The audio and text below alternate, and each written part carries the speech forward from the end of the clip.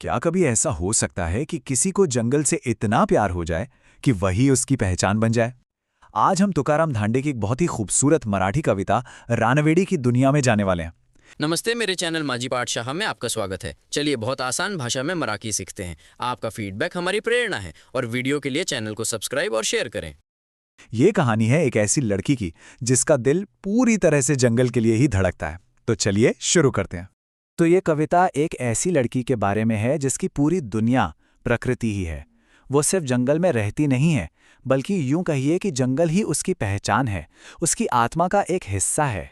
तो कविता का जो टाइटल है रानवेड़ी, इसका मतलब क्या है? चलिए इसे समझते हैं।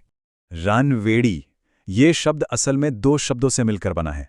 पहला है रान, जिसका मतलब होता है जंगल, और दूसरा है वेड़ी, जिसका मतलब है किसी चीज के प्यार में पागल या दीवाना।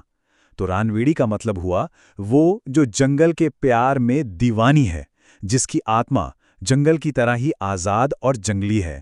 अब इस कविता में एक लाइन है जो बार बार आती है, पोर डोंगराव भाड़ली, और यही लाइन समझ लीजिए इस पूरी कविता का दिल है। इसका मतलब है लड़की जंगल पर मोहित हो गई है।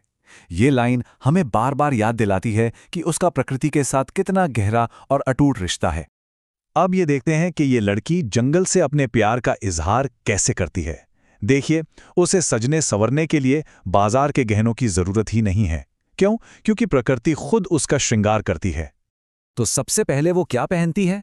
घास के एकदम नाजुक फूलों से बना एक हार। कितना सिंपल पर कितना खूबसूरत। ये दिखाता है कि असली सुंदरता महंगी चीजों में नहीं, सादगी में होती है। और कानों में? कानों के लिए वो चुनती है जंगली फूलों की बालियां, हर फूल जैसे उसकी आजादी का एक सिंबल हो। फिर वो अपनी चोटी में गूंथती है खुशबूदार चाई फूलों का एक गुच्छा। जरा सोचिए, उसकी मीठी महक हवा में कैसे घुल जाती होगी। और उसकी क्रिएटिविटी तो देखिए, नाक में नथनी की जगह वो पहनती है एक छोटा सा पीला सा बुरंडी का फूल। और बस आखिर में वो अपने बालों में तरह तरह के और भी फूल सजा लेती है। अब वो पूरी तरह से जंगल की खूबसूरती में रच बस गई है, जैसे वो खुद जंगल का ही कोई फूल हो। तो ये तो हुई उसके सजने संवरने की बात, पर वो इस जंगल में करती क्या है? उसके लिए ये जंगल सिर्फ एक घर नहीं, बल्कि उसका प्लेग्राउंड है, उसका खेल का मैदान। उसका पूरा दिन आजादी और मस्ती से भरा होता है। वो बरगद की जड़ों को पकड़कर झूलती है, ऐसा लगता है मानो आसमान को छूना चाहती हो। वो बस हवा से बातें करती है, तीतरों के साथ दौड़ लगाती है और हरी भरी घास पर लोटपोट होकर खिलखिलाती रहती है। और खेलते खेलते जब उसे भूख लगती है ना, तो वो जंगली पानसाबरी फल तोड़कर खाती है। ये एक तरह का कैक्टस फ्रूट होता है, और इसका जो खट्टा मीठा रस है ना, वो उसके होठों को ऐसा लाल कर देता है मानो उसने कोई लिपस्टिक लगाई हो। और फिर कहानी में एक नया मोड़ आता है। जंगल का जो शांत माहौल था वह बदलने वाला है। अचानक आसमान का रंग गहराने लगता है, काले काले बादल घिर आते हैं। क्या होने वाला है? और लीजिए, इंतजार खत्म हुआ। मॉनसून की पहली फुहारें सूखी जमीन पर पड़ती हैं, और मिट्टी की वो जो सौंधी सौंधी खुशबू है ना, वो पूरी हवा में फैल जाती है। ये सिर्फ बारिश नहीं है, ये एक जश्न की शुरुआत है। और इस बारिश से खुश होने वाली वो अकेली नहीं है। वो देखती है कि एक मोर भी अपने खूबसूरत पंख फैलाकर पहली बारिश का स्वागत कर रहा है, नाच रहा है, मानो दोनों की खुशी एक हो गई हो। वो लड़की भी बिना किसी फिक्र के उस मूसलाधार बारिश में भीग जाती है। और कमाल की बात यह है कि कविता कहती है कि बाहर की इस ठंडक के बावजूद उसे अपने अंदर एक गर्मी महसूस होती है।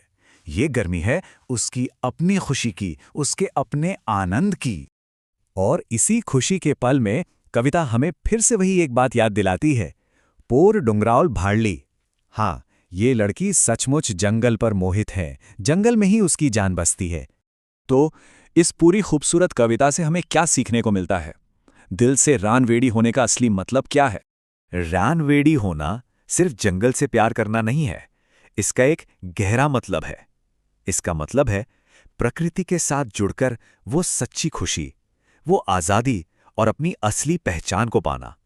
ये महसूस करना कि हम इंसान भी इसी कुदरत का एक अटूट हिस्सा है। और आखिर में ये कविता हमें एक सवाल के साथ छोड़ जाती है। हमारी इस भागदौड़ भरी जिंदगी में क्या हम कभी अपने अंदर के उस रानवेड़ी से मिल पाते हैं, हम अपने हिस्से का सुकून, अपने हिस्से का जंगल कहाँ ढूंढते हैं? इस पर सोचिएगा जरूर।